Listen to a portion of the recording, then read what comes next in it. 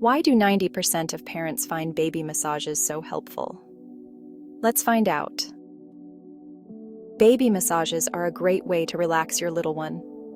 Plus, it's a perfect way to spend some quality time together. Start by finding a quiet and comfy space.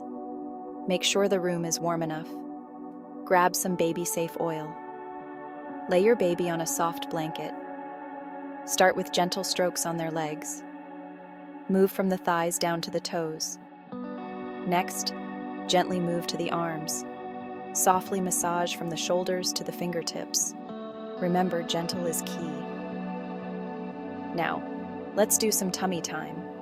Use circular motions around the belly button. This can help with digestion. Finally, a little back rub. Use soft strokes from the neck down to the bottom. Your baby will love these soothing touches, and you'll enjoy the extra bonding time. Remember, the goal is to relax and connect. Happy massaging.